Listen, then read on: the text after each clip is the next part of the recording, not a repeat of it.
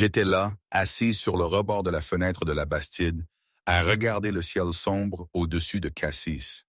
Mes mains tremblaient un peu. Le verre d'eau perlé de condensation ne suffisait pas à calmer mes nerfs.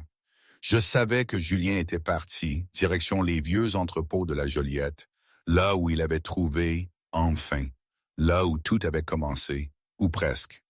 Il allait y rencontrer Pierre, son propre frère. Mon ventre se serrait. Comment était-on arrivé là?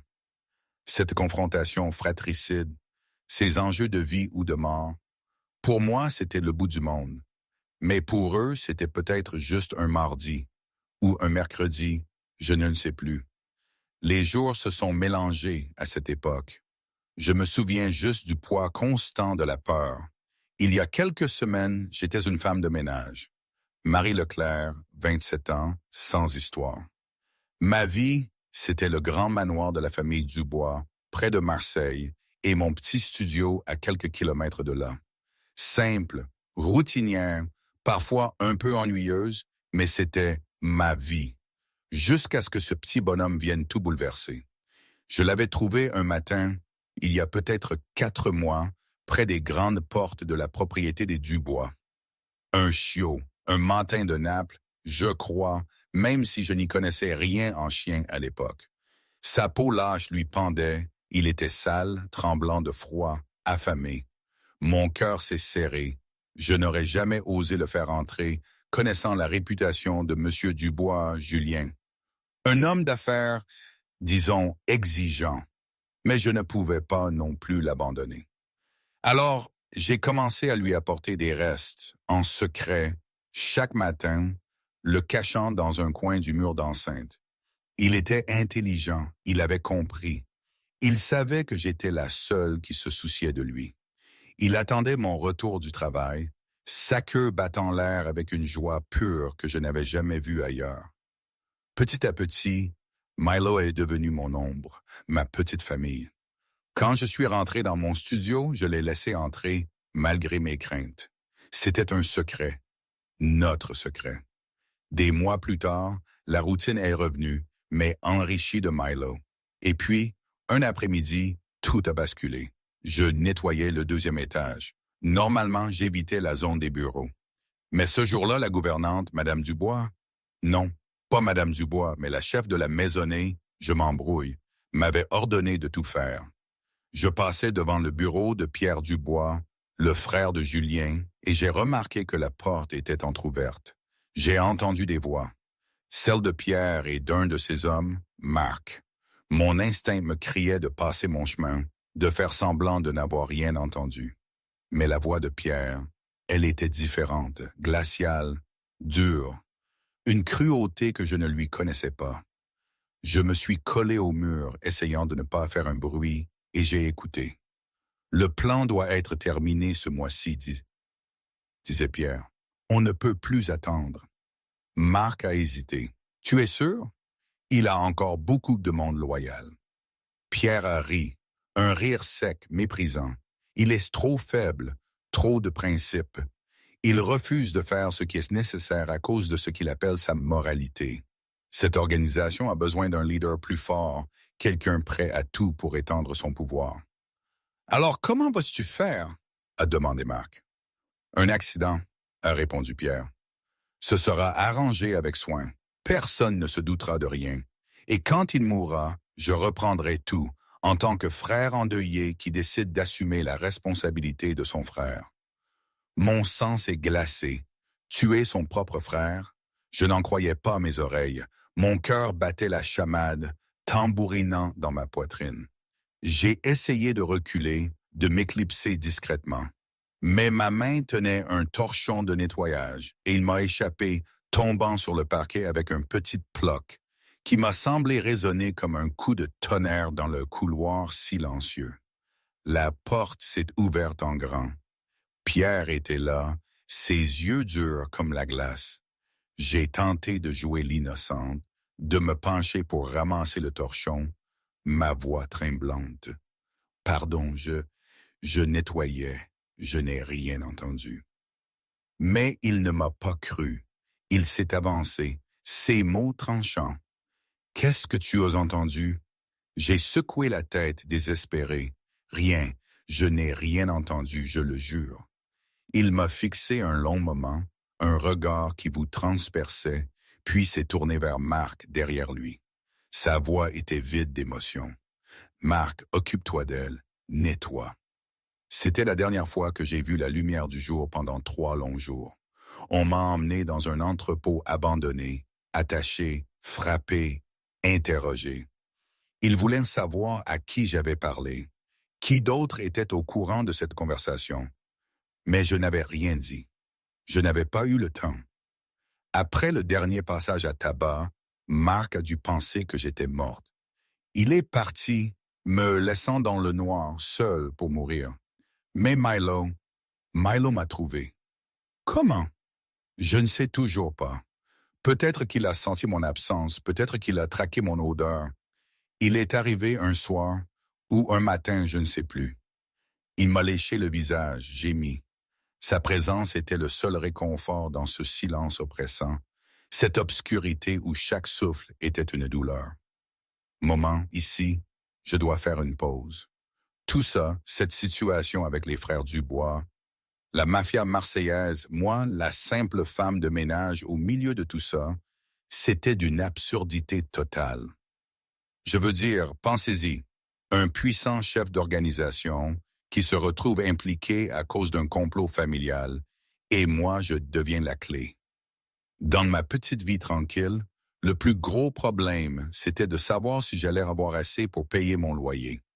Et là, d'un coup, je suis séquestré, battu, et mon témoignage peut décider du sort de ces hommes. C'était tellement irréel que j'avais du mal à me dire que ça m'arrivait vraiment. Est-ce que ce genre de choses n'arrive que dans les films? Je n'avais jamais cru au destin incroyable, à ces histoires où l'ordinaire rencontre l'extraordinaire. Mais me voilà, au centre d'un drame sanglant, tout ça à cause d'un chiot que j'ai recueilli. Qui aurait cru? Aucune idée de pourquoi ni comment j'ai survécu, ou comment Milo a fait ce qu'il a fait. On dirait que certaines histoires sont juste écrites d'une façon qu'on ne peut pas anticiper. Enfin, reprenons. Il faut que je vous raconte comment Julien est arrivé là-dedans. Milo est resté avec moi. Il gémissait, se frottait contre moi, comme pour me dire de ne pas abandonner. Puis, il a disparu. Je ne savais pas ce qu'il faisait. J'étais à bout de force, mais j'en suis presque certaine, qu'il est allé chercher de l'aide. Sophie m'a raconté la suite plus tard, quand j'étais un peu remise. Elle l'a vu de loin. Elle n'était pas directement présente quand Julien a trouvé Milo. Selon Sophie, Julien était en route pour une transaction discrète sur les quais de l'Estaque. C'était une journée grise, humide, l'ambiance lourde de Marseille, et là, ce petit chiot l'a croisé. Un truc un peu ridicule quand on y pense. Julien Dubois, le parrain de Marseille, le chef de cette organisation secrète qui voit son chemin barré par un chiot. Il était avec ses hommes, dont Sophie. Apparemment, Milo s'est mis à le suivre partout. Un chiot tremblant qui le fixait avec ses grands yeux implorants. Au début, Julien a dû penser que c'était juste un chien errant, vous savez, un de plus dans ce quartier. Il n'est pas du genre à prêter attention à ce genre de choses, le chef. Mais Milo? Milo ne l'a pas lâché. Il aboyait, il le tirait par le pantalon, il le regardait d'une manière étrange, angoissante, selon Sophie.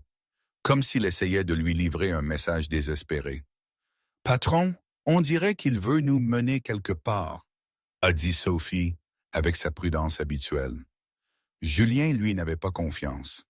Il n'a confiance en rien, en personne. 15 ans à la tête d'un empire, ça vous apprend à vous méfier de tout, même d'un chien.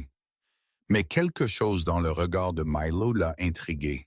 Ses yeux, il ne suppliait pas seulement. Ils hurlaient à l'aide, un message urgent. Il a donné le signal à ses hommes, « Suivez-le, restez vigilants. » Milo, il a compris. Il s'est mis à courir vers les entrepôts abandonnés de la Joliette, là où le brouillard s'accrochait encore comme un linceul sale. À chaque pas, il se retournait, vérifiant que Julien le suivait bien. Puis il repartait, sa petite queue entre les pattes, les oreilles tombantes. Sophie m'a dit que les hommes de Julien étaient nerveux, leurs mains sur leurs armes. Dans leur monde, une surprise, ça veut souvent dire un piège. Mais Julien continuait d'avancer sans jamais quitter des yeux ce petit chien. Ils sont entrés plus profondément dans ces hangars, des lieux que l'organisation utilisait pour leurs affaires, loin de la lumière du jour. L'air était lourd, épais, avec cette odeur de métal rouillé, d'humidité et d'un je ne sais quoi. C'est là que Milo s'est arrêté. Devant une alcôve sombre, un recoin où l'obscurité était si dense qu'elle semblait tout engloutir. Il s'est couché, sa tête sur ses pattes avant, ses yeux passant de Julien à l'ombre. Ses gémissements ont repris, lugubres, déchirants. Un appel au secours.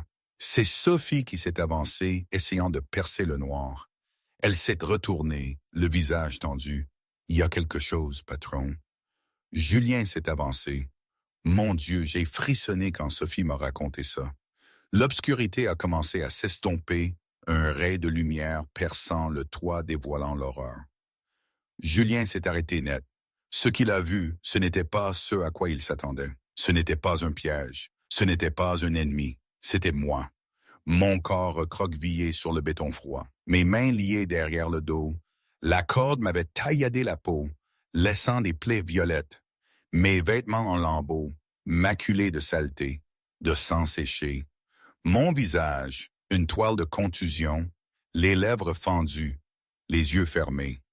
Milo s'est précipité vers moi, se frottant contre mon épaule, me léchant le visage, gémissant. Il me suppliait d'ouvrir les yeux. Julien s'est approché lentement, et c'est là qu'il m'a reconnu. Bryn Holloway, la femme de ménage. 27 ans, yeux marron doux, un sourire que je tentais de cacher dans les couloirs. Celle qui baissait toujours la tête quand elle le croisait, qui travaillait dans le silence, sans jamais un problème.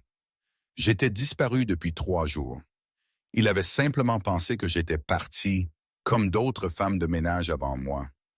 Il ne se souciait pas de ce genre de détails. Mais en me voyant là, entre la vie et la mort, une fureur froide a embrassé sa poitrine. Mon Dieu, c'est Marie, a soufflé Sophie, à ses côtés. Qui a fait ça? Julien s'est agenouillé. Il a posé 2 doigts sur mon cou. Un pouls, faible, mais là. Je respirais encore. Mais l'eau, lui, n'avait pas bougé de mon côté. Le regard protecteur du chien a tout dit à Julien. Ce chien était resté avec moi tout ce temps. Dans le noir, mon seul compagnon. Et quand il a compris que j'avais besoin d'aide, il a couru. Et il l'avait choisi, lui. Quand il s'est relevé, il a balayé la pièce du regard. Il a vu les marques, la corde, les bleus, une bouteille en plastique vide, un morceau de pain sec. Ce n'était pas un accident. Quelqu'un voulait ma mort. Mais pourquoi? Je n'étais qu'une femme de ménage. Je ne savais rien de ses affaires. Je n'avais accès à aucune information sensible. Ces questions devaient le torturer, mais il a fait ce qu'il fallait. Il s'est tourné vers Sophie, sa voix basse et dangereuse comme de l'acier. « Sortez-la d'ici. Appelez le docteur Lambert. Qu'il soit prêt à la Bastide. » Sophie a hoché la tête, mais c'est là que les pas ont résonné dans le hangar. La silhouette de Pierre est apparue. Mon sang s'est glacé quand Sophie m'a raconté la suite. Marc et quelques-uns de ses hommes étaient derrière lui. Pierre, le frère de Julien. 32 ans, le même visage anguleux, les mêmes yeux perçants. Mais quelque chose dans son regard dérangeait toujours les gens. « Frère, j'ai entendu que tu étais dans le coin. Qu'est-ce qui se passe? » a dit Pierre, la voix pleine d'inquiétude, faussement, selon Sophie. Ses yeux ont glissé derrière Julien. Quand il m'a vu, un éclair, une fraction de seconde, ses yeux se sont écarquillés. Son corps est devenu rigide, comme s'il avait vu un fantôme. Il a vite masqué sa réaction. Mais Julien l'a vu, ce flash de peur, non pas de me voir blessée, mais de me voir vivante. « Mon Dieu, Marie, qu'est-ce qui lui est arrivé? » a dit Pierre. Il a fait un pas vers moi comme pour m'aider. Et là, Milo a bondi. Un grognement grave, hostile, et déchiré le silence. Le petit chien s'est planté entre Pierre et moi, la peau lâche autour de son cou tendu, les dents apparentes, ses jeunes yeux brillants de haine. Il ne tremblait plus, il ne suppliait plus. Il était prêt à attaquer. Pierre s'est arrêté net, un regard froid, une lueur d'hostilité avant qu'il ne la masque. « D'où vient ce chien ?» a-t-il demandé, la voix forcée. Julien n'a pas répondu. Il observait. Pierre. Et le chien qui grognait sans relâche. Milo ne craignait pas Pierre, il le haïssait. Pierre s'est reculé. « Frère, je dois te dire quelque chose à propos de cette fille. » Il a baissé la voix comme un secret. « J'ai eu vent qu'elle est une espionne. Elle a vendu des informations sur notre organisation à une bande rivale. » Il a montré mon corps inerte. C'est sûrement le résultat de sa trahison par ceux avec qui elle travaillait. Elle mérite ça. Marc a acquiescé, son regard froid. « Tu n'as pas besoin de gaspiller ton temps avec quelqu'un comme ça, » a dit Pierre, sa voix persuasive. « Laisse-moi m'en occuper. Je découvrirai ce qu'elle a vendu et à qui, et je nettoierai ça. Tu as des choses plus importantes à gérer. » Julien a regardé Pierre, puis Milo, le petit chien faible, affamé, mais là, entre moi et Pierre, tremblant de fureur, prêt à défendre. Une loyauté pure. Si j'étais une traîtresse, pourquoi ce chien me protégerait-il? Pourquoi risquerait-il sa vie pour trouver de l'aide? Pierre attendait. Que Julien acquiesce, comme toujours. Mais cette fois, non. Julien a regardé Milo, puis a croisé les yeux de Pierre. « Non », a-t-il dit. Un seul mot, sec, final. Pierre s'est figé. « Qu'est-ce que tu as dit ?» Le regard froid de Julien était sa seule réponse. « Je l'ai entendu, mais je m'en occupe moi-même », a-t-il dit à Sophie. « Ramène-la à la Bastide. Appelle le docteur Lambert. Elle a besoin de soins. » La panique a dû s'emparer de Pierre. Les choses ne se passaient pas comme prévu. Je devais mourir. Il a essayé une dernière fois. « Frère, elle ne vaut pas ton temps. C'est juste une femme de ménage, une traîtresse. Si nos rivaux découvrent que nous l'avons sauvée, ils penseront que nous sommes faibles. » Julien s'est retourné vers lui, les yeux tranchants. Chaque argument de Pierre ne faisait qu'approfondir ses soupçons. Si j'étais vraiment une espionne, il fallait m'interroger, pas me laisser mourir. Il a regardé Milo. Cette petite créature était restée 3 jours avec moi dans le noir. Il ne m'avait pas abandonné. Il avait trouvé quelqu'un pour me sauver. Il a pris sa décision. Il s'est agenouillé à mes côtés. Avec douceur, il a glissé une main sous mes genoux, l'autre derrière mon dos. Et il m'a soulevé. J'étais légère, sans poids. Le petit chien a cessé de grogner. Ses gémissements ont changé, remplacés par un son de soulagement. Sa queue a remué faiblement. Il a tourné autour des jambes de Julien, comme pour le remercier. « Préparez la voiture », a dit Julien à Sophie. Et à Marc, « Reste et nettoie cet endroit. Je veux savoir qui l'a utilisé et pourquoi. » Julien est sorti, moi dans les bras, Milo trottinant à ses côtés. Il n'a pas regardé Pierre. Il n'en avait pas besoin. Derrière lui, Pierre restait, les mains serrées, les jointures blanches, les yeux noirs, froids et dangereux.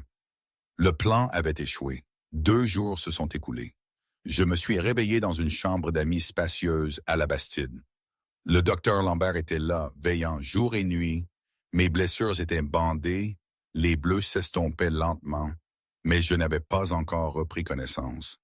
Pendant ces 2 jours, Milo n'a pas quitté mon côté, pas une seconde. Il restait près du lit, ses yeux fixés sur mon visage. Quand les femmes de ménage lui apportaient à manger, il ne prenait que quelques bouchées rapides, puis retournait à son poste. Julien venait me voir de temps en temps. Il restait silencieux dans l'embrasure de la porte, observant mon corps immobile et le chien fidèle. Puis il repartait. Mais Sophie a remarqué un changement dans les yeux de Julien, quelque chose qu'elle n'avait jamais vu en 15 ans de travail avec lui. Au matin du 3e jour, j'ai ouvert les yeux. Paniqué. J'ai essayé de m'asseoir, mais la douleur m'a transpercé et un gémissement m'a échappé. Mon premier réflexe a été de me recroqueviller dans un coin du lit, les bras autour de mes genoux. Mes yeux fouillèrent de la pièce inconnue, ma respiration rapide, mon corps tremblant. Et puis je l'ai vu. Milo. Il était debout sur le lit, ses yeux s'illuminant dès qu'il a réalisé que j'étais réveillé. Sa queue battait si fort que tout son corps ondulait. Je suis resté immobile un instant, n'osant pas croire ce que je voyais. Puis ma voix a éclaté, rauque et tremblante d'émotion. Milo. Le chien a grimpé, poussant son corps lourd dans mes bras, ses gémissements joyeux sans fin. Il m'a léché le visage, mes larmes qui coulaient. Je l'ai serré contre ma poitrine et j'ai sangloté. Pas des pleurs de douleur ou de peur, mais des pleurs de soulagement, de joie d'être réuni avec le seul compagnon que j'aimais le plus. Milo, tu m'as trouvé, j'ai murmuré, ma voix étranglée. Tu m'as trouvé. Une silhouette est apparue dans l'embrasure de la porte. Julien. Silencieux, il observait. Mes yeux ont croisé son regard froid de chef. La peur est revenue et j'ai serré Milo encore plus fort et cette fois, comme s'il était la seule bouée de sauvetage qui me restait. Julien est entré, lentement. « Vous êtes en sécurité maintenant, » a-t-il dit. « Personne ne vous fera de mal ici. » Je n'ai rien dit. Je le regardais, les bras toujours autour de Milo, craignant qu'on ne me l'arrache. Julien s'est arrêté à quelques passes du lit. « Ce chien, c'est le vôtre? » J'ai hoché la tête, la voix toujours tremblante. « Oui, Milo. » Il a attendu. J'ai compris qu'il voulait en savoir plus. J'ai commencé à lui raconter. 4 mois plus tôt, je l'avais trouvé, un chiot abandonné, mince, sale, tremblant. Je lui apportais de la nourriture. Il m'attendait tous les jours. C'était ma seule famille. Julien a écouté. Un souvenir a dû surgir pour lui. Quelques semaines auparavant, il avait aperçu par la fenêtre, moi accroupi près du portail, tendant de la nourriture à un petit chien. Il n'y avait pas réfléchi. Une petite chose sans importance. Maintenant, il comprenait. Ce n'était pas petit du tout. C'était la gentillesse silencieuse d'une fille qu'il n'avait jamais vraiment vue. Je tenais Milo. Mes larmes continuaient de couler. Quand ils m'ont emmené, quand ils m'ont enfermé, Milo m'a trouvé. J'ai murmuré. Je ne sais pas comment, mais il m'a trouvé. Il est resté avec moi tout le temps dans le noir. Quand je pensais que j'allais mourir, il s'est couché à côté de moi et m'a léché le visage, comme s'il me disait de ne pas abandonner. Puis il est allé chercher quelqu'un pour me sauver. Il vous a conduit là-bas, n'est-ce pas? Julien a hoché la tête, mais en cet instant, il me regardait différemment. Plus comme un chef regardant une employée, mais comme un être humain regardant un autre. Quelqu'un qui avait enduré la souffrance et conservé sa gentillesse. Quelqu'un qui valait de la peine d'être protégé. Quelques jours de plus ont passé. Mes blessures guérissaient, les bleus s'estompaient, mais la peur était toujours là, nichée au fond de mes yeux.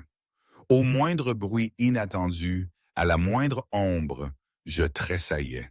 Je parlais peu, souriais moins. Milo ne me quittait jamais. Il dormait à mes pieds, grognait quand quelqu'un entrait. Sa présence était la seule chose qui me rendait en sécurité dans cette bastide inconnue. Mais je savais que je ne pouvais pas rester silencieuse éternellement. Une vérité pesait sur ma poitrine, un secret pour lequel j'avais presque payé de ma vie. Et si je gardais le silence, la prochaine personne à en faire les frais pourrait être l'homme qui m'avait sauvé. Cette nuit-là, je me suis assise près de la fenêtre, regardant un ciel si noir qu'il ne laissait transparaître aucune étoile. Milo dormait à mes pieds.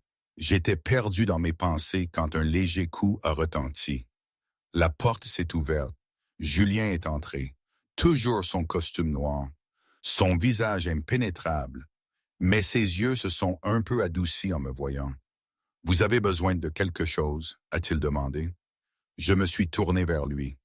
Dans la pénombre de la pièce, je paraissais petite, fragile, mais mes yeux avaient une détermination que je ne lui avais jamais vue. J'ai hésité, puis j'ai dit « Je dois vous dire quelque chose. » Il n'a pas répondu. Il est resté là, attendant. J'ai pris une grande inspiration, comme si je rassemblais tout le courage qu'il me restait. J'ai parlé de la personne qui m'avait fait ça. Julien est entré et a fermé la porte derrière lui. Il a tiré une chaise et s'est assis en face de moi, assez près pour m'entendre, assez loin pour ne pas m'effrayer. Milo s'est réveillé, a levé la tête, a regardé Julien un instant, puis a reposé sa tête sur mon pied, comme s'il comprenait que cette conversation devait avoir lieu. J'ai commencé à raconter. 4 jours avant ma disparition, j'étais en train de nettoyer le couloir du 2e étage, près du bureau de Pierre. J'évitais toujours cette zone.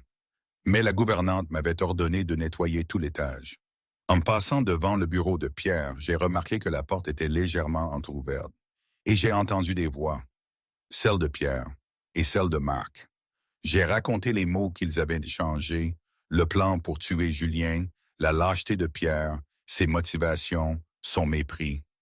Mes larmes avaient séché. J'ai soutenu le regard de Julien, ma voix plus ferme que prévu. Pierre veut vous tuer, c'est la vérité. Julien est resté silencieux.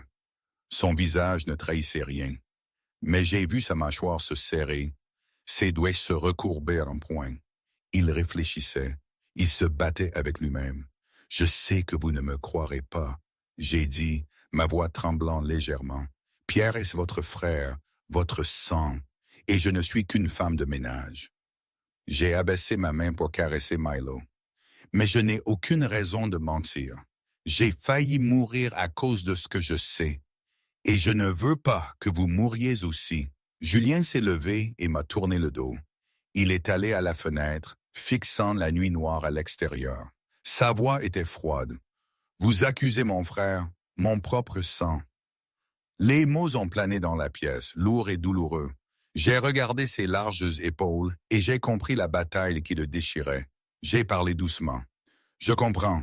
Vous n'êtes pas obligé de me croire. » Julien n'a rien dit de plus. Il a quitté la pièce, la porte s'est refermée derrière lui. Je l'ai regardé partir.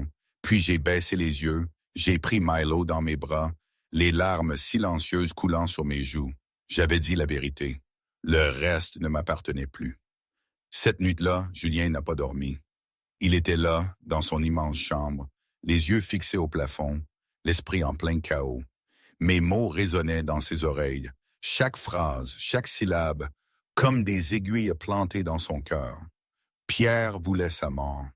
Son frère, le plus jeune, qu'il avait élevé après la mort de leurs parents, qu'il avait protégé pendant 32 ans. Il voulait le voir disparaître. Julien a essayé de chasser cette pensée. Ça ne pouvait pas être vrai. Je n'étais qu'une femme de ménage. J'avais peut-être mal entendu, mal compris, ou même menti pour une raison qu'il ne voyait pas. Mais il s'est souvenu de ce moment dans l'entrepôt, quand Pierre avait réalisé que j'étais toujours en vie. Ce sursaut, cet éclair de panique dans ses yeux, disparut en un instant. Pourquoi Pierre aurait-il sursauté en voyant une femme de ménage blessée? À moins qu'il ne sache que j'étais là, à moins que ce soit lui qui m'y avait mise. Puis Julien a pensé à Milo. Le petit chien avait grogné sur Pierre avec une fureur viscérale. Il s'était placé entre eux pour me protéger, comme si Pierre était l'ennemi le plus dangereux du monde. Il n'arrivait pas à chasser l'image des grognements de Milo. Un avertissement brut, honnête, qu'aucun rapport humain ne pouvait égaler. Si Pierre était innocent, pourquoi Milo le détesterait-il à ce point? Julien s'est tourné et retourné jusqu'à l'aube. Quand les premiers rayons du soleil ont traversé les rideaux, il avait pris sa décision. Il avait besoin de la vérité, peu importe à quel point elle ferait mal. Le lendemain matin, Julien a convoqué Sophie à son bureau, le visage sérieux. Sophie était avec Julien depuis 15 ans, l'homme en qui il avait le plus confiance, la seule personne à qui il pouvait confier le travail le plus sensible, sans hésiter. Julien a fermé la porte et a baissé la voix. « J'ai besoin que vous fassiez quelque chose de secret. Personne ne doit le savoir, pas même Pierre. » Sophie a froncé les sourcils, mais n'a pas posé de questions. Elle a attendu. « Surveillez Pierre », a continué Julien. « Tout ce qu'il fait, chaque réunion, chaque contact. Je veux savoir ce que mon frère mijote. » Sophie est restée silencieuse un instant, puis elle a demandé, prudemment, « Patron, vous le suspectez ?» Julien n'a pas répondu directement. Il a seulement dit, « J'ai besoin de la vérité. » Sophie a hoché la tête et est partie. Les jours suivants, Julien s'est forcé à agir normalement avec Pierre. Il le rencontrait, discutait l'affaire comme d'habitude, sans laisser transparaître le moindre soupçon. Mais intérieurement, il observait. Chaque geste, chaque regard, chaque mot qui sortait de la bouche de Pierre. Et il a commencé à voir des choses qu'il avait ignorées auparavant. 4 jours plus tard, Nikifi est revenu avec un épais dossier. Le visage de Sophie s'était assombri, comme si elle venait d'assister à quelque chose qui l'avait blessée. Elle a posé le dossier sur le bureau et a commencé son rapport. Pierre tenait des réunions secrètes avec un petit groupe d'hommes fidèles à lui seul. Des réunions qui n'étaient sur aucun agenda officiel et qui se déroulaient dans des endroits isolés. Plusieurs des subordonnés les plus loyaux de Julien avaient été brutalement réaffectés au cours des derniers mois. Tous sur suggestion de Pierre, tous poussés vers des postes éloignés du centre du pouvoir. L'argent des fonds communs de l'organisation montrait des signes de retrait inhabituels. D'importantes sommes transférées sur des comptes non identifiables. Et surtout, Pierre avait contacté un gang rival à plusieurs reprises ces derniers mois. Des réunions secrètes que personne dans l'organisation ne connaissait. Sophie a fait une pause, la voix lourde. « Une dernière chose, patron. » Elle a posé une photo sur le bureau. Elle montrait Marc traînant une fille dans l'entrepôt abandonné. C'était moi. Marc est celui qui a emmené Mademoiselle Marie à l'entrepôt, sur ordre de Pierre. Julien a fixé la photographie. Son visage ne trahissait rien, mais sa main s'est serrée si fort que ses jointures sont devenues blanches. Sophie a continué, la voix emplie de regret. « Je suis désolé, patron. Mademoiselle Marie disait la vérité. » Le silence a envahi la pièce. Julien s'est penché en arrière. Ses doigts ont tracé le bord froid de son bureau en acajou. La trahison. Son propre frère l'avait trahi. Il voulait sa mort. 32 ans de fraternité. Tout n'était qu'un mensonge. Il avait élevé, protégé, fait confiance à quelqu'un qui planifiait sa mort en silence. La douleur lui déchirait la poitrine, mais son visage restait de glace.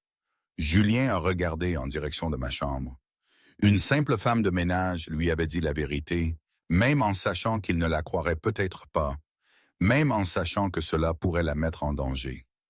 Et son frère, son propre sang, avait menti et lui avait planté un couteau dans le dos. Il s'est tourné vers Sophie. Continuez de le surveiller, rapportez chaque mouvement que Pierre fait. Et protégez-la, Marie. Pierre ne s'arrêtera pas maintenant qu'il sait qu'elle est en vie. Pierre ne dormait plus depuis que j'avais été ramené à la Bastide. Chaque nuit, il restait éveillé, se tournant et se retournant dans le noir. La fille devait être morte. Marc l'avait laissée dans l'entrepôt avec des blessures mortelles. Et Pierre était certain qu'elle ne s'en sortirait pas. Mais elle était toujours en vie. Et maintenant, elle était à la Bastide, sous la protection de Julien, soignée comme une invitée d'honneur. Cela signifiait qu'elle avait peut-être tout raconté à Julien. Chaque jour qui passait était un jour de danger supplémentaire. Chaque heure où je respirais était une heure où le plan de Pierre pouvait être découvert. Il ne pouvait plus attendre. Il devait agir avant qu'il ne soit trop tard. L'occasion s'est présentée une nuit où Julien a dû rencontrer un associé en périphérie de la ville. Une réunion cruciale qu'il ne pouvait refuser. Pierre savait que son frère ne serait pas de retour avant le matin. C'était le moment idéal.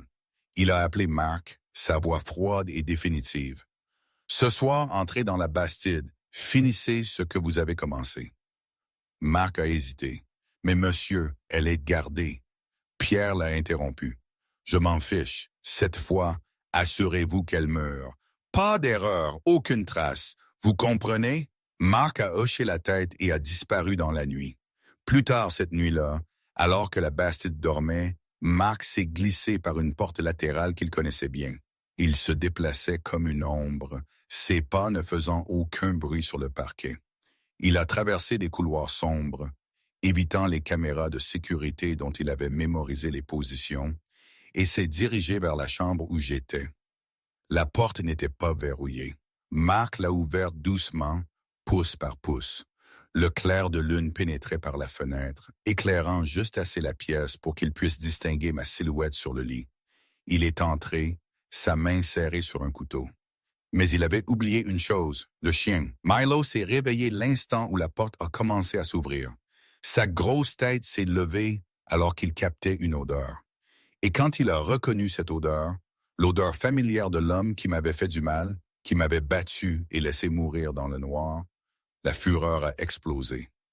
Milo a aboyé. Un son grave et retentissant qui a déchiré le silence de la nuit. Le chien a sauté du lit et s'est placé entre Marc et moi. Les crocs apparents, prêts à attaquer. J'ai tressailli. La panique m'a envahi.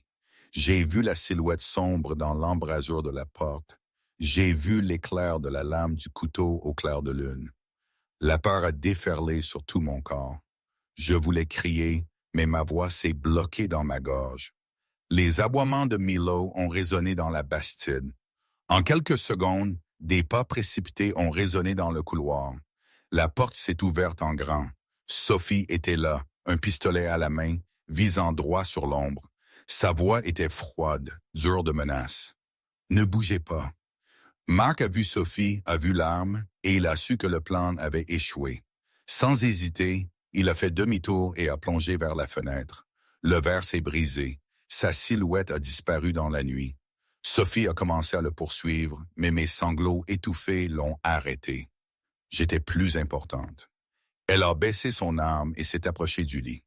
J'étais recroquevillé dans le coin, serrant Milo contre ma poitrine, mon corps tout entier secoué de tremblements. Le petit chien grognait toujours vers la fenêtre, comme s'il continuait à nous protéger du danger. Sophie a demandé doucement, « Vous êtes blessé? » J'ai secoué la tête, mais les larmes ne s'arrêtaient pas. Je ne pouvais pas parler. Je serrais Milo encore plus fort, comme s'il était la seule chose qui m'empêchait de m'effondrer complètement. Le lendemain matin, quand Julien est rentré et a entendu le rapport de Sophie, son expression est devenue un masque de résolution sombre. Il n'y avait plus de doute. Pierre avait franchi toutes les limites. Il ne l'avait pas seulement trahi. Il avait continué à essayer de tuer une femme innocente dans sa propre maison.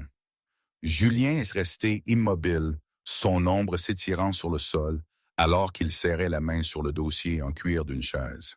Ses yeux étaient fixes, sa mâchoire serrée.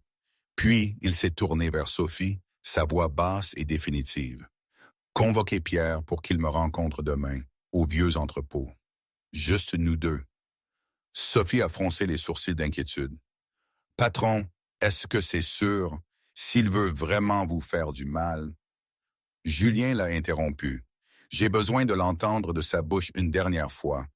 J'ai besoin de savoir pourquoi. » Il a fait une pause, puis a ajouté, la voix lourde. « Quoi qu'il arrive, c'est toujours mon frère. » Le quartier des entrepôts abandonnés de la Joliette était encore plus sombre que la dernière fois que Julien y était venu. La fin d'après-midi était sous un ciel gris, prêt à déverser sa pluie, et le vent froid s'infiltrait par les fentes du toit en tôle rouillée, transformant l'endroit en un gémissement fantomatique. Julien arpentait le périmètre. L'écho creux de ses pas, le seul signe de la tempête qui grondait dans lui. Il paraissait désarmé, mais un petit microphone à haute fréquence était caché sous son revers, transmettant chaque son à Sophie, posté juste à l'extérieur avec une équipe tactique. Julien avait laissé son arme dans la voiture par choix. Il connaissait les règles du monde souterrain. Mais aujourd'hui, il n'était pas seulement un chef. Il était un frère. Il devait donner à Pierre une dernière chance de confesser sans la menace d'une arme. Si Pierre choisissait le pouvoir plutôt que le sang, les enregistrements serviraient de preuve finale pour le dépouiller de toute influence au sein de l'organisation. Une partie de Julien espérait encore un malentendu, mais le leader vétéran, en lui, s'était déjà préparé au pire. Que Pierre ne le voulait pas vraiment mort. 32 ans de fraternité ne pouvaient pas avoir été entièrement faux, n'est-ce pas? Des pas ont résonné depuis la porte. Pierre est entré seul, comme promis. Il portait un costume noir parfaitement ajusté, son visage détendu et confiant, comme si ce n'était rien de plus qu'une rencontre ordinaire entre frères. Il a jeté un coup d'œil autour de la pièce, puis a fixé Julien d'un regard exercé et curieux. Pourquoi m'as-tu fait venir ici? Pourquoi cet endroit désert? Qu'est-ce qui est si important? Julien a regardé son frère. Son expression était illisible. Il avait plongé ses yeux dans les siens des milliers de fois au cours des 32 dernières années. Il y avait vu la joie, la tristesse, la colère et l'amour. Mais aujourd'hui, pour la première fois, il a vu le mensonge. Il avait toujours été là. Il ne l'avait juste jamais reconnu. Julien a parlé, sa voix basse et froide. « Je sais tout, Pierre. » Pierre a marqué une pause d'une fraction de seconde, puis s'est ressaisi. Il a eu un petit rire innocent. « De quoi parles-tu? Savoir quoi? Je n'ai aucune idée de ce que tu veux dire. » Julien n'a pas oscillé. « Cette fille, Marie, ton plan pour me tuer, les réunions secrètes, l'argent qui a disparu, les gens que tu as contactés dans le gang rival. Tout, le silence a envahi la pièce. Le vent sifflant à travers les fentes du toit était le seul son qui brisait le calme suffocant. Les deux frères se sont fait face, l'un attendant, l'autre calculant. Puis Pierre a changé. L'innocence sur son visage a disparu comme un masque arraché. À la place est apparu un sourire froid et méprisant, aiguisé par la haine. Ses yeux se sont allumés d'une chose que Julien n'avait jamais vue auparavant, l'éclat d'une ambition débridée et quelque chose de proche de la folie. « Alors, tu sais, » a dit Pierre, ne prenant plus la peine de cacher la froideur dans sa voix. « Cette fille t'a tout dit, n'est-ce pas? J'aurais dû m'assurer qu'elle meure. » Il a haussé les épaules comme si ce n'était rien. « Mon erreur. La prochaine fois, je le ferai moi-même. » La douleur a déchiré la poitrine de Julien. Entendre son frère l'admettre si casuellement lui faisait plus mal que tous les rapports de Sophie. « Alors, qu'est-ce que tu vas faire? » a demandé Pierre, son ton ouvertement provocateur. « Me tuer pour une femme de ménage? Pour avoir voulu ce que je mérite? » Julien a secoué la tête lentement. « Je ne veux pas te tuer. Tu es mon sang. Tu es mon frère. » Il a pris une grande inspiration, luttant pour retenir la douleur qui montait dans sa gorge. « Je veux te donner une chance. Arrête. Quitte cette ville. Recommence en ailleurs. » Pierre a haussé un sourcil, la surprise mêlée de mépris. Julien a continué. « Je ne te poursuivrai pas. Je ne me vengerai pas. J'agirai comme si tu n'avais jamais existé dans cette organisation. » Sa voix est devenue lourde. « C'est la dernière fois, Pierre, la dernière chance que je peux te donner. » Pierre est resté là, fixant son frère avec une expression que Julien ne pouvait pas lire. Puis il a ri, le son résonnant dans la pièce vide, froid et plein de mépris. « Une chance? Tu penses que j'ai besoin de ta chance? » Il a fait un pas en avant, sa voix devenant acérée. « 15 ans que je vis dans ton ombre. J'ai travaillé, j'ai sacrifié, j'ai sali mes mains pour que tu puisses garder cette image propre et pleine de principes.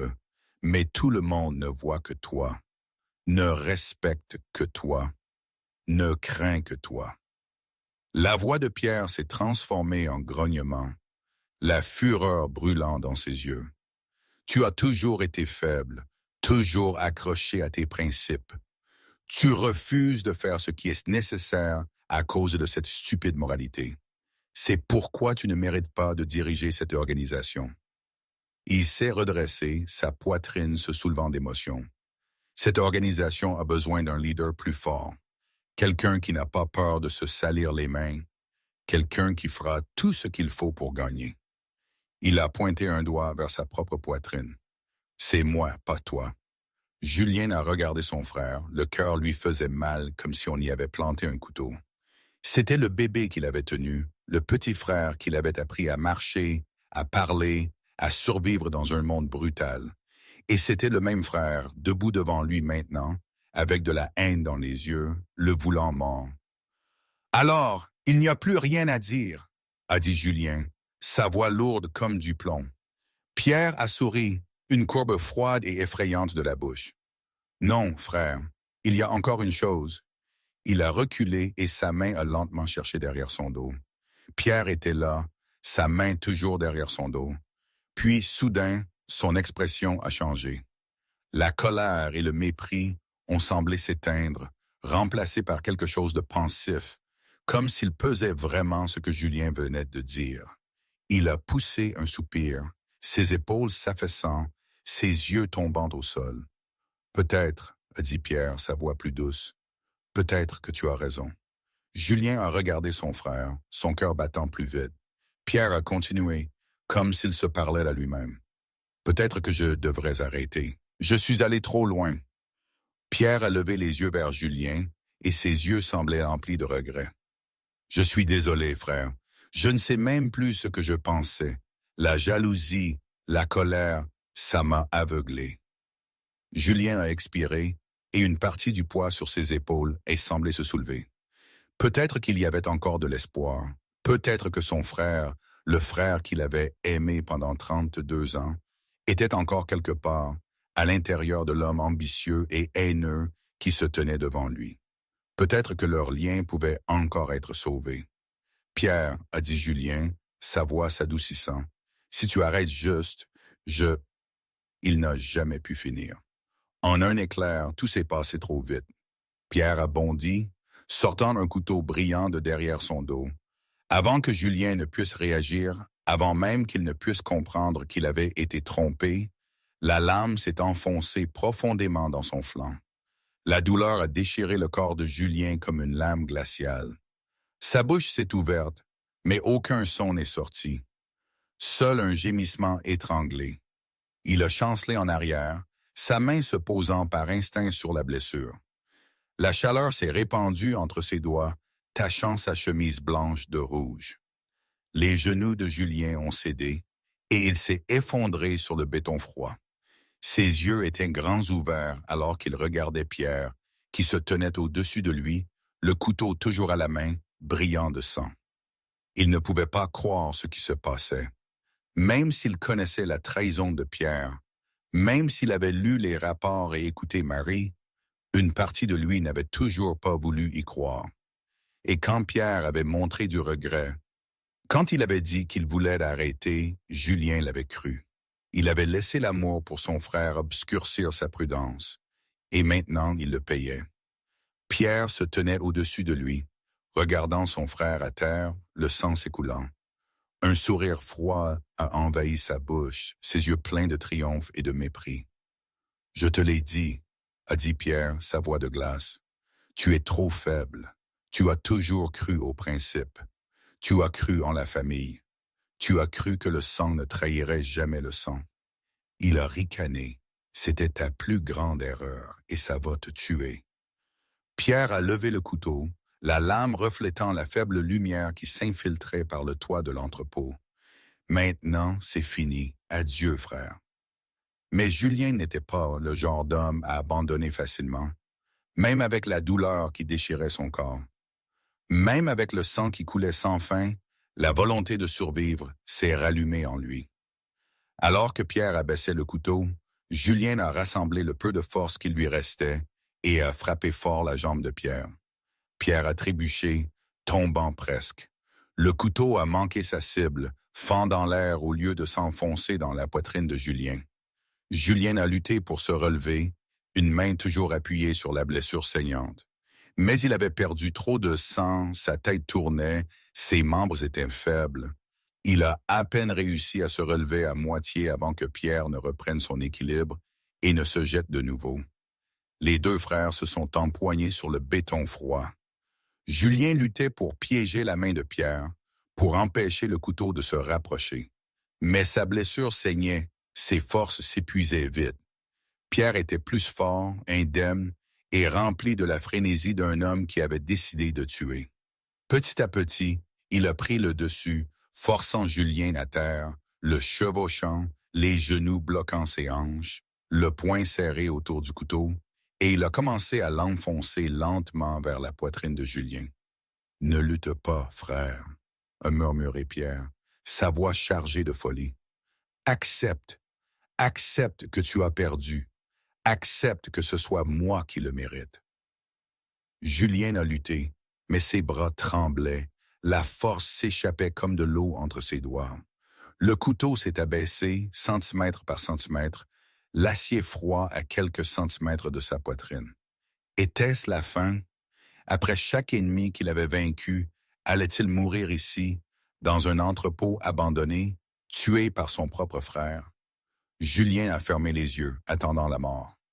Mais à cet instant, un aboiement a éclaté depuis la porte.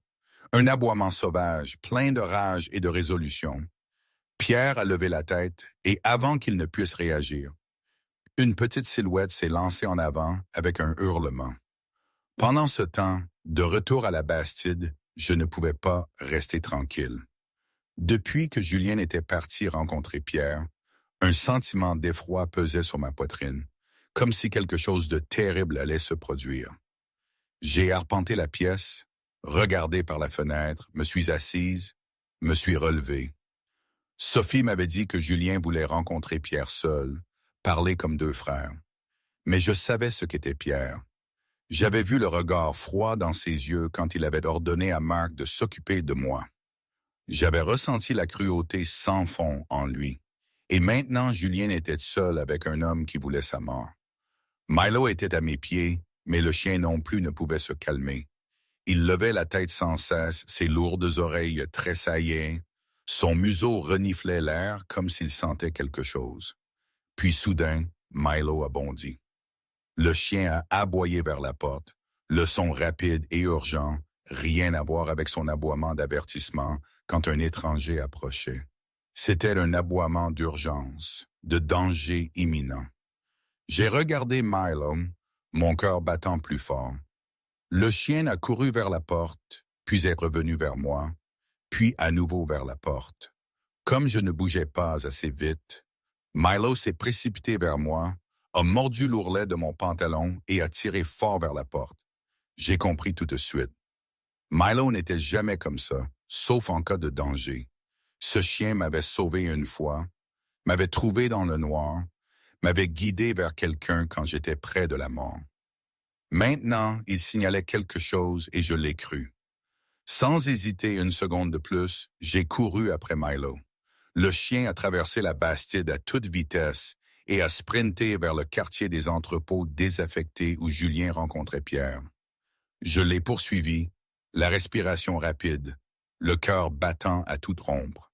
Je ne savais pas ce que j'allais trouver, mais je savais que je ne pouvais pas rester en arrière et attendre. L'entrepôt est apparu sous la lumière déclinante du crépuscule. Milo courait plus vite, ses aboiements devenant féroces. J'ai suivi. Et quand j'ai atteint la porte de l'entrepôt, j'ai vu une scène qui a glacé mon sang. Pierre était à califourchon sur Julien, à terre, le couteau à la main s'abaissant lentement, visant la poitrine de Julien. Du sang s'était répandu sur le béton, et Julien, l'homme le plus puissant de Marseille, était là, impuissant, sur le point d'être tué par son propre frère. Milo s'est précipité devant moi. Le petit chien s'est jeté sur Pierre, ses aboiements résonnant dans l'entrepôt, sauvage et furieux. Pierre a tressailli et a tourné la tête. Au moment où sa concentration a été rompue, j'ai agi par instinct. J'ai regardé autour de moi et j'ai aperçu une barre de fer à proximité, probablement une partie d'un ancien échafaudage. Sans hésiter, je l'ai saisi, sentant le poids froid du métal dans mes mains. Puis, j'ai couru. Pierre regardait toujours Milo, ne réalisant pas encore d'où venait le vrai danger. J'ai levé la barre en l'air et l'ai abattu fort sur l'arrière de sa tête. L'impact a claqué dans l'air. Pierre a poussé un grognement de douleur, a lâché le couteau et a roulé loin de Julien. Il a essayé de se relever, mais sa tête tournait, ses membres refusaient d'obéir. Je ne me suis pas arrêté pour voir le résultat. Je me suis précipité vers Julien et me suis agenouillé à ses côtés, ma voix serrée de peur. « Vous êtes blessé? » Julien m'a regardé, ses yeux pleins de douleur, mais toujours clairs. Il haletait, une main toujours serrée sur la blessure sanglante. « Vous, pourquoi êtes-vous ici? » J'ai saisi sa main et j'ai essayé de le tirer vers le haut.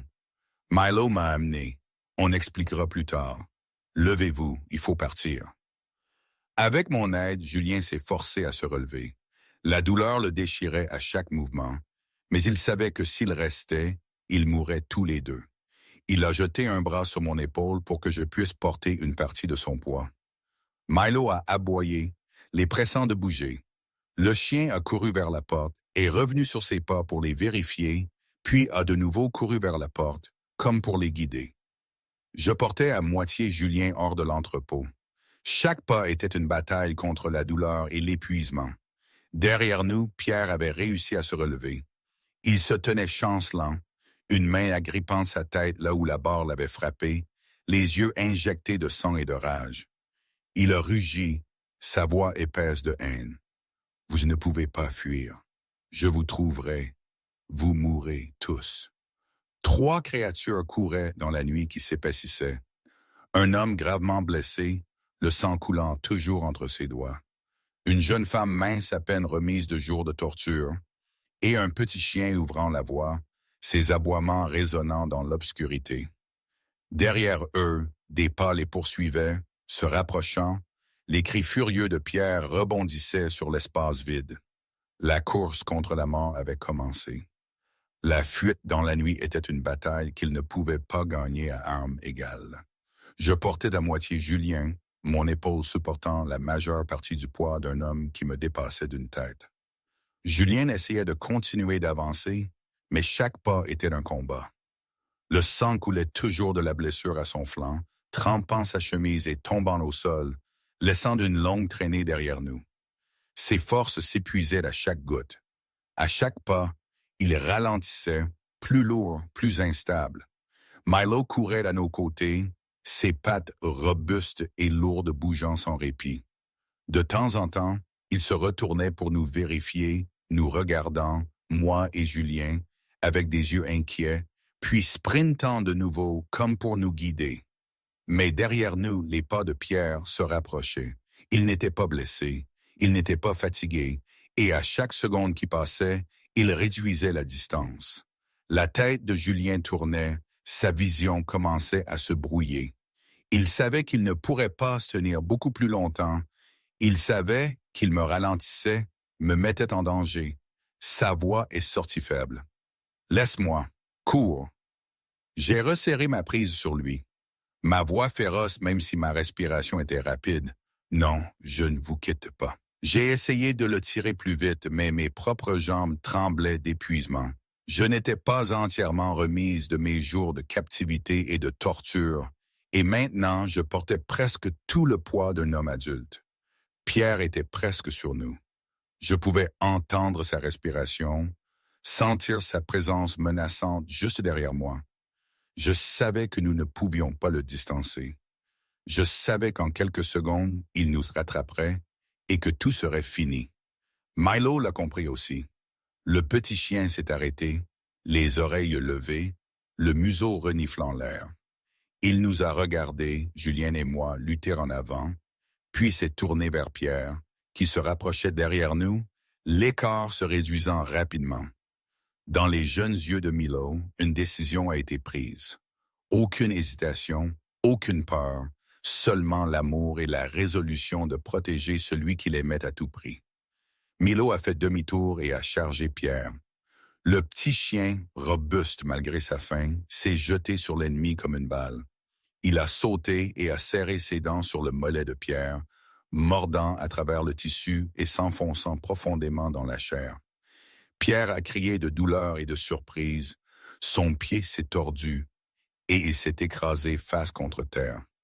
« Chien sale !» a rugi Pierre, sa voix épaisse de rage et de haine.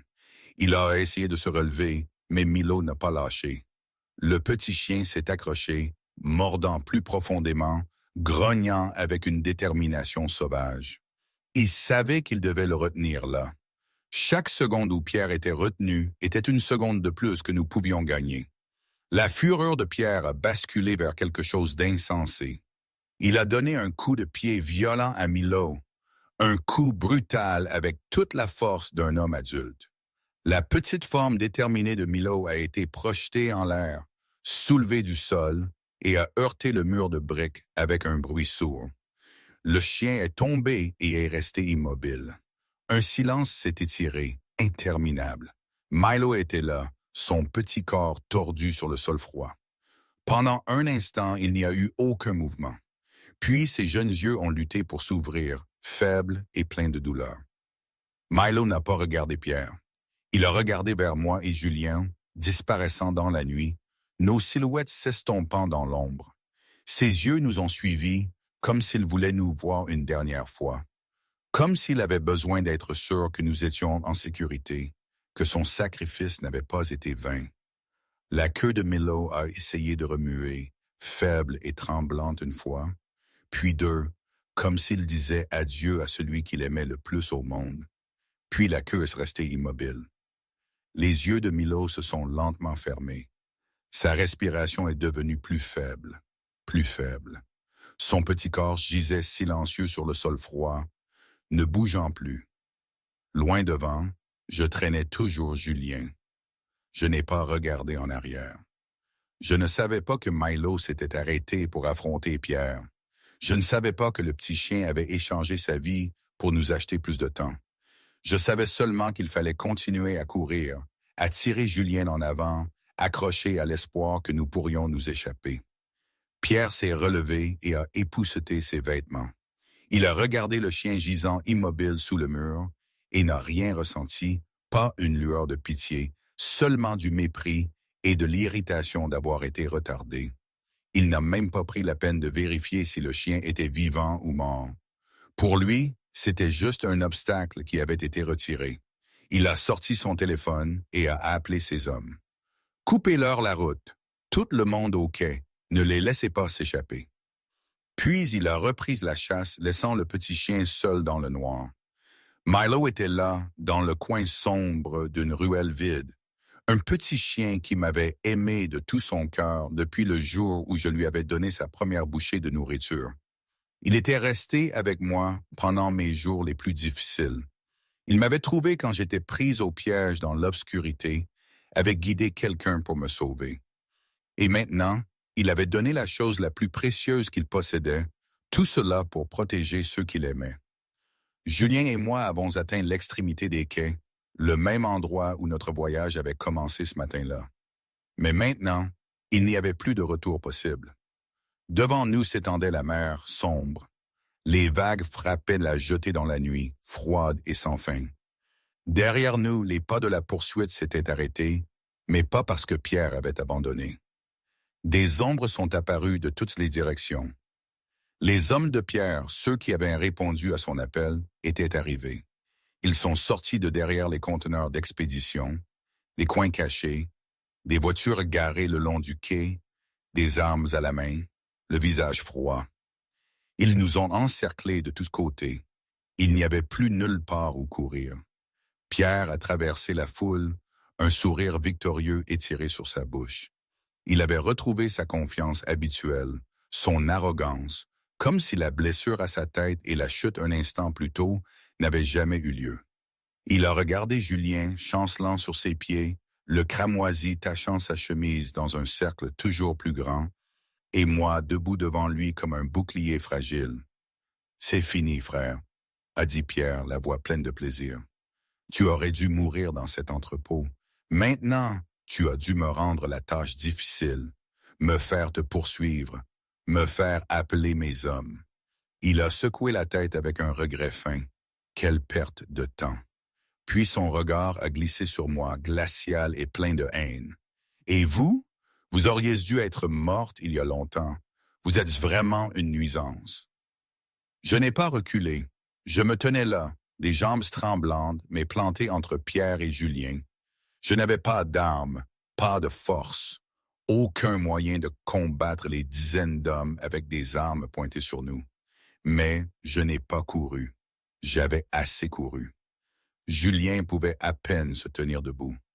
Le sang avait trempé un côté de ses vêtements et sa tête tournait de perte. Mais il se forçait toujours à se tenir droit gardant son visage illisible devant son ennemi. Même si c'était la fin, il ne laisserait pas Pierre voir sa faiblesse. Pierre a levé une main et a fait signe à ses hommes, « Finissez-en, tuez-les tous les deux. » Mais à cet instant, quelque chose a changé. Des phares ont éclaté au loin, aveuglant dans le noir. Les moteurs ont rugi. Pas une voiture, mais beaucoup, chargeant à grande vitesse. Pierre s'est retourné, les yeux écarquillés de surprise. Depuis la porte du quai, un convoi de véhicules noirs a surgi.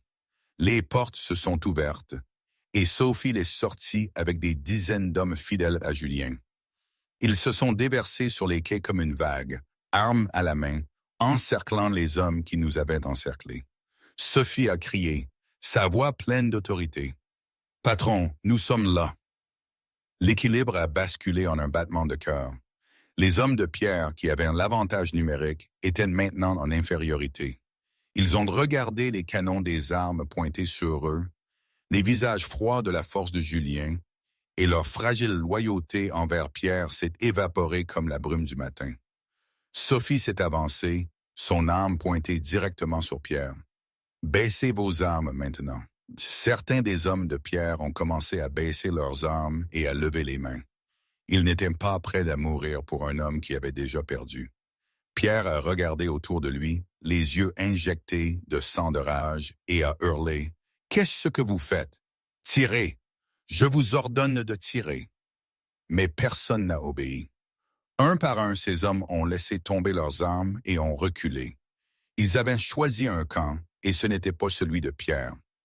Sophie et les autres se sont approchés et ont maîtrisé Pierre. Il a lutté, hurlant comme un animal acculé. « Laissez-moi partir. Je suis un Dubois. Je vous tuerai tous.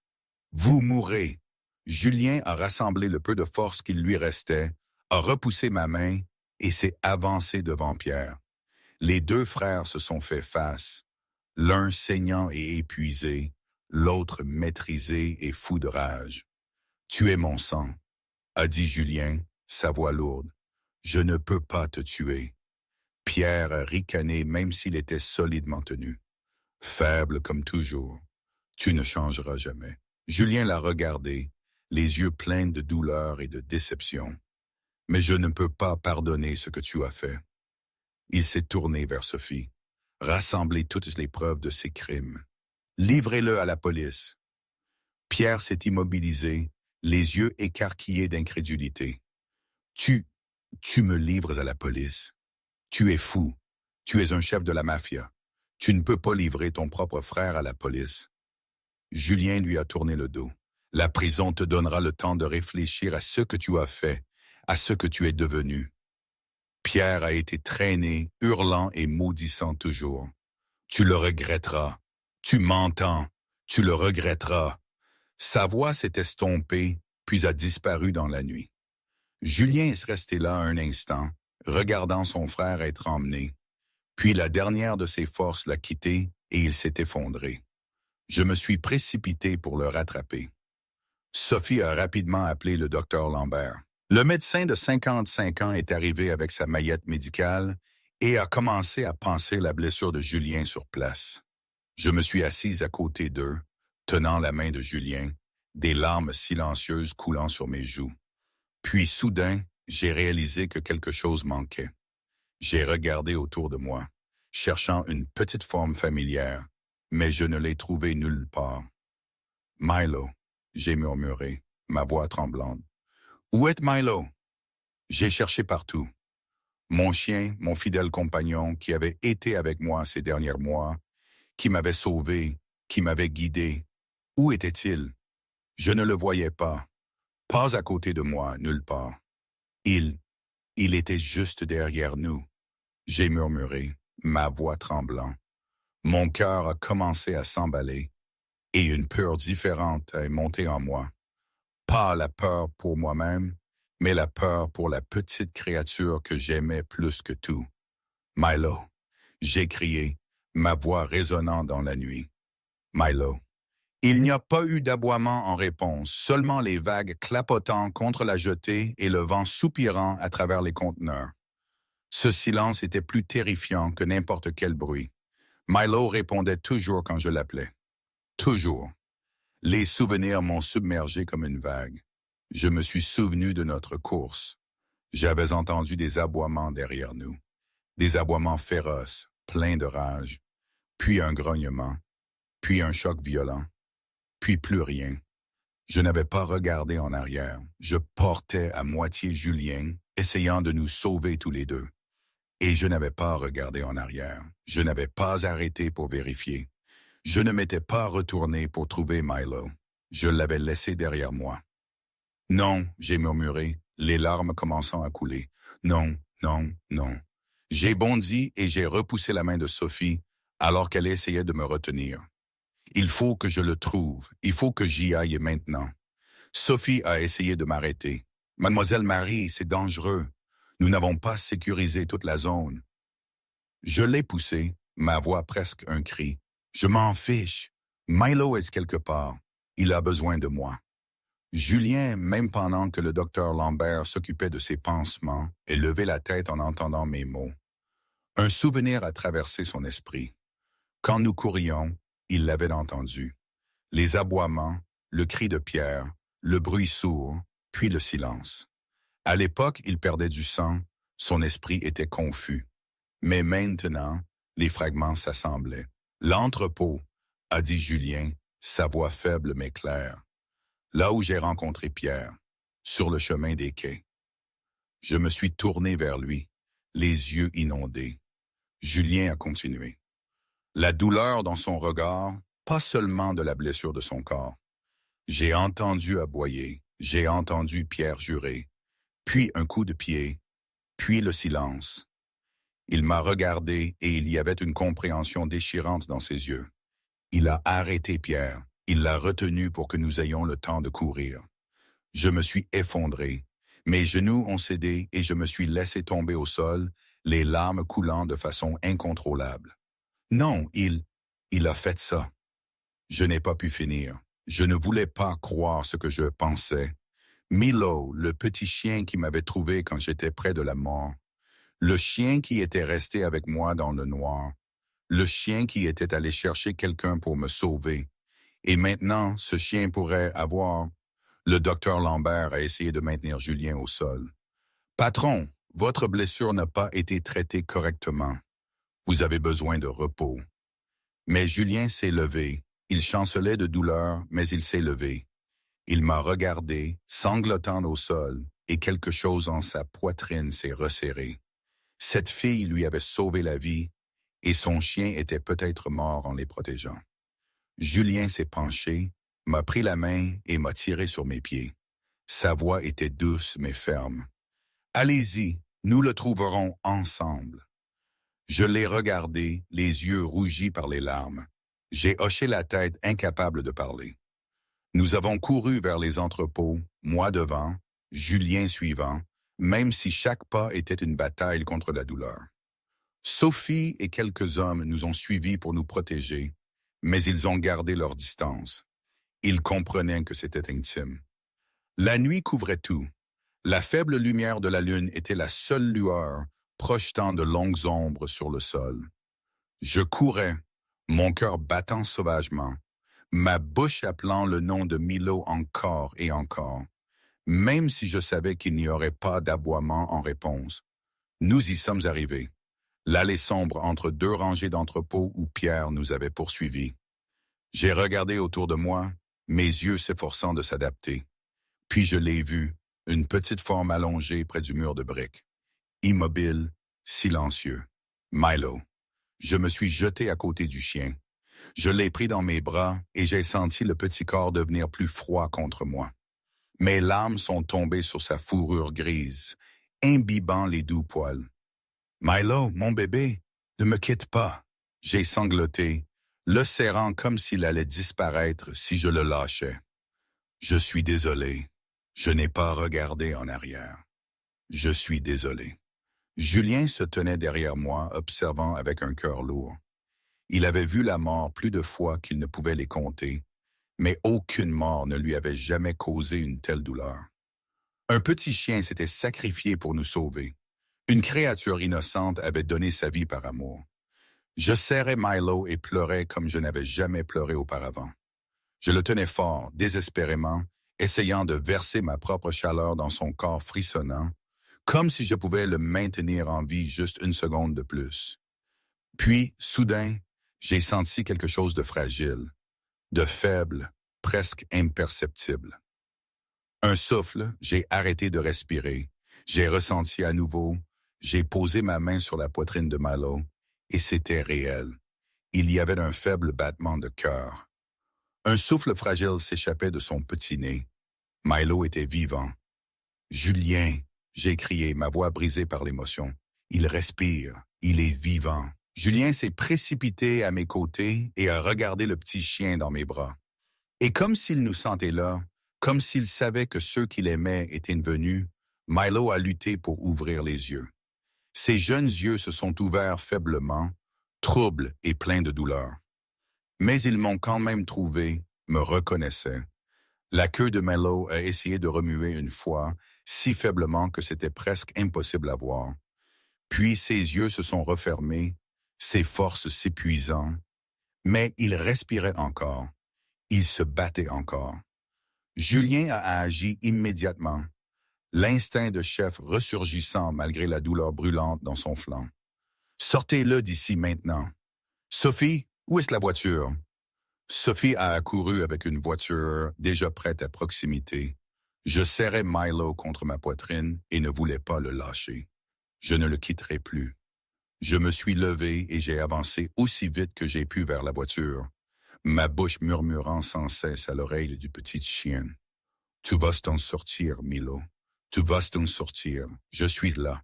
Je ne te quitte plus. Tu dois juste tenir le coup. »« D'accord, tiens le coup pour moi. » La voiture a fendu la nuit vers la seule clinique vétérinaire ouverte 24 heures sur 24. J'étais assise à l'arrière, m'accrochant à Milo, mes larmes coulant toujours, mais maintenant teintées d'espoir. Julien était assis à mes côtés, ne disant rien, posant simplement une main sur mon épaule comme une force silencieuse. À la clinique, le vétérinaire de nuit a immédiatement pris Milo en charge en voyant l'état du chien. Il a fait un rapide examen, son visage grave, puis m'a dit « C'est critique, blessure interne, côte probablement cassée. Nous ferons tout ce que nous pourrons. » Milo a été emmené d'urgence. La porte s'est refermée devant moi et une lumière rouge s'est allumée, signalant le début de l'opération. J'étais là, fixant la porte scellée, me sentant comme si une partie de moi avait été arrachée. Je me suis effondré sur une chaise en plastique dans le couloir, mon corps tout entier tremblant. J'étais épuisé physiquement et mentalement. Cette nuit, j'avais fui un tueur, sauvé la vie d'un homme, et maintenant j'attendais de savoir si mon plus cher compagnon allait survivre. Julien s'est assis à côté de moi, même si la blessure à son flanc le faisait encore souffrir. Le docteur Lambert est arrivé et a insisté pour traiter la blessure de son patron. Julien l'a laissé faire, mais il n'a pas quitté le couloir. Il ne m'a pas quitté. Le temps s'est écoulé comme des siècles. 1 heure, 2. Je fixais la porte de la salle d'urgence, priant en silence. Je n'appartenais à aucune foi. Mais cette nuit, j'ai prié. J'ai prié pour Milo. J'ai prié pour le petit chien qui m'avait donné un amour inconditionnel, qui m'avait sauvé non pas une mais plusieurs fois, qui s'était sacrifié pour me protéger. Puis quelque chose d'inattendu est arrivé. Julien a tendu la main et a pris la mienne. Pour la première fois, le chef le plus froid de Marseille tenait la main de quelqu'un pour le réconforter. Sa main était chaude et ferme, m'apportant une force dont je n'avais pas réalisé avoir tant besoin. Il n'a pas parlé, moi non plus. Nous sommes restés assis là, main dans la main, silencieux ensemble, dans le couloir vide de la clinique vétérinaire. J'ai appuyé ma tête contre l'épaule de Julien, épuisé, et il m'a laissé faire. Enfin, la porte de la salle d'urgence s'est ouverte. Le vétérinaire est sorti, enlevant son masque, son visage fatigué, mais adouci par quelque chose de doux. J'ai bondi, mon cœur battant à tout rompre. « Milo, il va bien? » Le docteur m'a regardé et lentement un sourire s'est dessiné. C'est un battant. Il a une volonté féroce. Je n'ai jamais vu un chien aussi résistant. Il a fait une pause, puis a continué. Il va vivre. Il aura besoin de temps pour récupérer. Peut-être quelques semaines, mais il s'en sortira. J'ai éclaté en sanglots.